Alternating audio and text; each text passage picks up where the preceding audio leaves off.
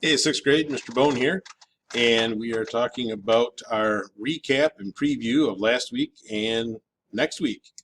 So, this past week, we finished up chapter 4. We went through sections 2, 3, and 4. Section 3, we decided was a very important section. We did discussion and notes. Those of you who were remote or absent, those discussions are posted online. I have video of it. So you can go through the notes with me online as I'm doing the video. You can open up the form that's on Classroom and get those things filled in. I highly recommend you do that if you haven't done that yet. Wednesday we did good old-fashioned RITP. Thursday we did a lot of reviewing. We did Kahoot, Quizlet, Gimkit, all kinds of good stuff.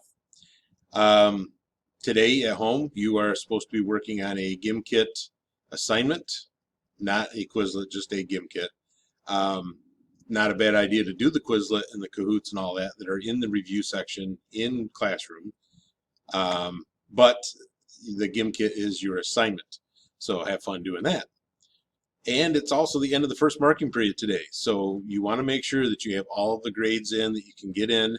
You want to make sure all that stuff's done, and you want to make sure that you do it in a time that gives your teachers time to get it graded and entered. So make sure you get all that done as soon as possible so that you are at least passing. That's a D minus. I know a lot of people, for whatever reason, think that you have to get a C to pass. D minus is passing. It might not make mom and dad happy, but it gets you out of having to retake the class. Don't forget, in sixth grade, if you fail a core class, you have to retake it. And so you don't want to do that, okay? All right, so end of the first marking period is today. Next week, we are going to be taking your Chapter 4 test on Monday. Please come to school with your brains turned on Monday. I usually try very, very hard to not have tests on Mondays because I know you're coming back with weekend brain. Just like everybody else does. That's why everybody hates Mondays, right? You got to get going on a Monday. But I'm going to have to count on you guys to do that. Maybe it's lucky for you guys that the very first of yours would be fourth hour, and then half of you are doing it seventh hour. So at least it's not a first hour test on a Monday for you guys. Then Tuesday, Wednesday, Thursday, Friday, we're working on an island project. This project takes all the first 4 chapters that we've done and makes you use information from every chapter to complete the project. It's what we call a culminating activity. Now, the good news is, that sounds pretty daunting, but the good news is, at the end of the year when I do my surveys and I ask students what was one of your favorite things that we did this year, this project usually shows up on that list. This is something students like year after year.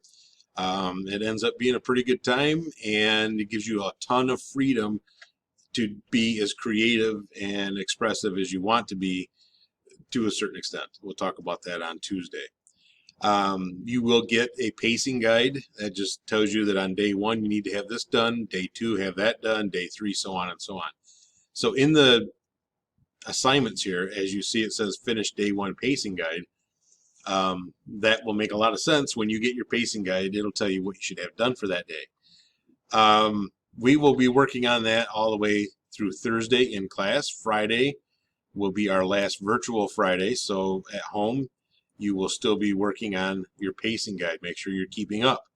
I don't see any reason why you can't keep right on moving with that at home and not having to stop. This project is going to be due and presented the following Tuesday, 11/3. Now, when I say presented, you are going to talk about your project, but you're not going to stand in front of class. You're not going to have to, have note cards and all that kind of stuff. You're just going to tell us about your project, and it's going to be, it's our first one in sixth grade as far as presentations go. I'm not going to ask you to memorize speeches and all that kind of stuff, so don't get too worried about it yet. We'll talk more about that later. So that's this week and next week. So your Chapter 4 test that you're studying for right now is going to be your first grade of second marking period. So it's going to be very important that you do well, because as you can also see, we're not going to get another grade until at least the following Tuesday. So whatever your grade is on Chapter 4 test, that will be your grade of second marking period up until at least the next week. So make sure you do really well on that test. Make sure all of your homework is done too.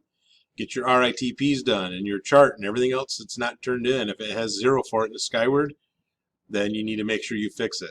I'm going to remind you again, do not just go off of your classroom list of things to do.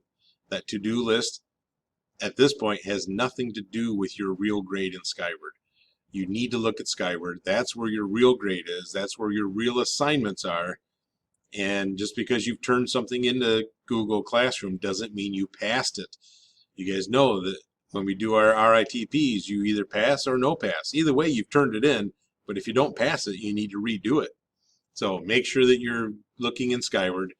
Fix any of the zeros, just like I put them up in front of the classroom and I put the yellow markers on them and all that so that you know what you're missing for the test. Make sure they're done for Monday and study. And I will see you guys Monday. Good luck.